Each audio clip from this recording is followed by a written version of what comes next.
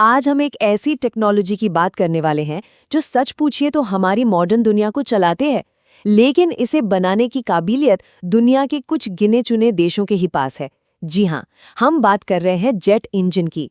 तो चलिए समझते हैं कि इंजीनियरिंग के इस शाहकार को बनाना इतना ज्यादा मुश्किल क्यों है। ये सवाल ना कई दशकों से बड़े बड़े इंजीनियरों और देशों को भी परेशान करता आया है। सोचिए, हम अंतरिक्ष में रॉकेट भेज सकते हैं, इंसानों को चांद तक पहुंचा चुके, लेकिन एक जेट इंजन जो 80 साल से भी ज्यादा पुरानी टेक्नोलॉजी है, उसे बनाना आज भी एक बहुत ही एक्सक्लूसिव क्लब की बात क्यों है? आइए इसी गुत्थी को सुलझाते हैं। इसे समझने के लिए हम इसे एक एक करके देखते हैं। शुरुआत करेंगे जेट इंजन के धधकते हुए दिल से। फिर जानेंगे कि इसके छोटे छोटे पुर्जों को किन जबरदस्त ताकतों का सामना करना पड़ता है, और फिर उस साइंस को समझेंगे जो इस नामुमकिन को मुमकिन बनाती है। और आखिर में हम ये भी देखेंगे कि असली चुनौती सिर्फ साइंस से कहीं आगे की है। तो ठीक है, इस चैलेंज को सही से समझने के लिए हमें पहले जेट इंजन के बिल्कुल अंदर, उसके दिल में झांकना होगा। भाई आखिर ये काम करता कैसे है, चलिए देखते हैं। देखिए, एक जेट इंजन ना एक बहुत ही सिंपल लेकिन बेहद पावरफुल 4 स्टेप के साइकिल पर काम करता है। सबसे पहले एक बहुत बड़ा पंखा आगे से ढेर सारी हवा को चूसता है। फिर अंदर उस हवा को बहुत बहुत ज्यादा प्रेशर पर दबाया जाता है।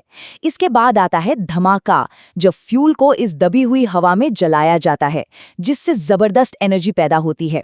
और आखिर में ये गर्म गैसें पीछे से तूफान की तरह फेंकी जाती हैं, जो एक टर्बाइन को घुमाती हैं और हवाई जहाज को आगे की तरफ धकेलती हैं। अब इसी साइकिल के बिल्कुल सेंटर में एक हीरो है, एक बहुत छोटा लेकिन सबसे जरूरी पुर्जा, टर्बाइन ब्लेड। ये छोटा सा मेटल का टुकड़ा ऐसे हालात झेलता है जिनकी हम कल्पना भी नहीं कर सकते। इंजन के कोर में अंदर का तापमान 1700 डिग्री सेल्सियस तक पहुंच जाता है। जरा अंदाजा लगाइए, ये ज्यादातर ज्वालामुखियों के लावे से भी ज्यादा गर्म है। और यहीं पर मामला एकदम दिमाग घुमा देता है। जिस स्पेशल मेटल यानी सुपर अलॉय से ये ब्लेड बना होता है ना, वो खुद लगभग 1300 डिग्री सेल्सियस पर पिघल जाता है। तो ये एक सीधा साधा पैराडॉक्स है ना? कोई भी मेटल का पुर्जा अपने खुद के मेल्टिंग पॉइंट से सैकड़ों डिग्री ज्यादा तापमान में काम कैसे कर सकता है, वो भी बिना पिघले? बस यहीं पे इंजीनियरिंग का असली जादू शुरू होता है। और बात सिर्फ इस जानलेवा गर्मी की नहीं है, ये ब्लेड 1 मिनट में हजारों बार घूमता है। इस वजह से जो सेंट्रीफ्यूगल फोर्स इसे बाहर की तरफ खींचती है, वो 20 टन के बराबर हो सकती है। मतलब ऐसा समझ लीजिए कि ब्लेड के एक छोटे से सिरे पर 1 दर्जन कारें लटकी हुई हैं। जरा सोचिए उस पर कितना जबरदस्त स्ट्रेस होगा। अब इन भयानक ताकतों का सामना करने के लिए ब्लेड को कुछ एक्स्ट्रा ऑर्डिनरी चाहिए, और यहीं आती है इसकी पहली सुपर पावर, जो इसके अंदरूनी बनावट में छिपी है। एक ऐसी बनावट जो इसे लगभग अटूट बना देती है। चलिए देखते हैं ये होता कैसे है। देखिए, जो आम मेटल होता है ना, वो कई छोटे छोटे क्रिस्टल्स से मिलके बनता है, और जहां ये क्रिस्टल्स मिलते हैं, उन जोड़ों को ग्रेन बाउंड्रीज कहते हैं। यही जोड़ मेटल की सबसे कमजोर कड़ी होते हैं। जब बहुत ज्यादा स्ट्रेस पड़ता है तो दरारें यहीं से बननी शुरू होती हैं। तो इसका समाधान क्या है? अरे बहुत सिंपल, इन जोड़ों को ही खत्म कर दो। और यही किया जाता है सिंगल क्रिस्टल सुपर अलॉय बनाकर। इसमें इंजीनियर्स एक ऐसा ब्लेड तैयार करते हैं जो असल में एक ही विशाल परफेक्ट क्रिस्टल होता है, शुरू से आखिर तक एक ही क्रिस्टल। जब कोई जोड़ ही नहीं, कोई ग्रेन बाउंड्री ही नहीं, तो फिर फ्रैक्चर शुरू होने के लिए कोई कमजोर जगह भी नहीं बचती। लेकिन ये कहना जितना आसान है, करना उतना ही मुश्किल। ये प्रोसेस अविश्वसनीय रूप से जटिल है। ये कुछ ऐसा है जैसे आप कोई बेशकीमती हीरा उगा रहे हो, लेकिन मेटल के साथ, और वो भी जबरदस्त तापमान पर। एक छोटी सी भी चूक हुई और लाखों का ये पुर्जा कबाड़ हो जाता है। लेकिन रुकिए, कहानी यहीं खत्म नहीं होती। कितना भी मजबूत ब्लेड क्यों ना हो, 1700 डिग्री पर तो वो पिघल ही जाएगा। यहीं पर काम आती है इसकी दूसरी सुपर पावर, एक बहुत ही एडवांस्ड कूलिंग सिस्टम।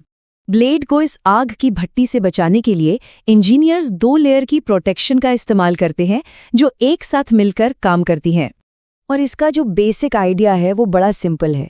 अगर एक एयर कंडीशनर से पूरा कमरा ठंडा रह सकता है, तो फिर आग की भट्टी में घूमते उस मेटल के टुकड़े के साथ ऐसा क्यों नहीं किया जा सकता? ये सब एक्टिव टेम्परेचर मैनेजमेंट का खेल है। तो डिफेंस की जो पहली लाइन है वो है थर्मल बैरियर कोटिंग। ये एक खास तरह की सेरामिक की पतली सी परत होती है जिसे ब्लेड के ऊपर स्प्रे किया जाता है। ये एक तरह से हीट शील्ड का काम करती है और ब्लेड तक पहुंचने वाली गर्मी को 300 से 400 डिग्री सेल्सियस तक कम कर देती है। और यही फर्क पिघलने और बचने के बीच की लकीर है। लेकिन सिर्फ कोटिंग काफी नहीं है। डिफेंस की दूसरी लाइन तो ब्लेड के अंदर ही बनी है। लेजर का इस्तेमाल करके इंजीनियर्स ब्लेड के अंदर हवा के लिए बहुत महीन रास्ते मतलब चैनल्स बनाते हैं। कंप्रेसर से आने वाली ठंडी हवा इन रास्तों से गुजरती है और ब्लेड की गर्मी को अंदर से बाहर निकालती रहती है। ये ब्लेड का अपना पर्सनल एयर कंडीशनर है। तो हमने ये कमाल का साइंस तो देख लिया, ये अविश्वसनीय इंजीनियरिंग भी समझ ली, लेकिन सवाल अब भी वही है कि आखिर क्यों सिर्फ मुट्ठी भर देश ही असल में ये सब कर पाते हैं। क्योंकि असली चुनौती असल में साइंस से कहीं बड़ी है। जेट इंजन बनाना सिर्फ फिजिक्स के नियम जानना नहीं है, इसके लिए एक पूरे के पूरे इंडस्ट्रियल इकोसिस्टम पर महारत हासिल करनी पड़ती है। इसके लिए material science, ultra precision manufacturing, advance testing facilities और इन सबको एक साथ लाने के लिए एक बेहद स्किल्ड वर्कफोर्स की जरूरत पड़ती है। तो आखिर में सवाल यही रह जाता है, क्या एडवांस टेक्नोलॉजी सिर्फ कुछ जानकारी या ब्लूप्रिंट्स का नाम है, या फिर ये उस पूरे इकोसिस्टम को बनाने की क्षमता है जो एक आइडिया को हकीकत में बदल सके। सच्ची तकनीकी ताकत किसी कागज पर नहीं बल्कि उस क्षमता में होती है। और शायद यही वजह है कि जेट इंजन आज भी इंजीनियरिंग की दुनिया का सबसे ऊंचा शिखर बना हुआ है। शुक्रिया।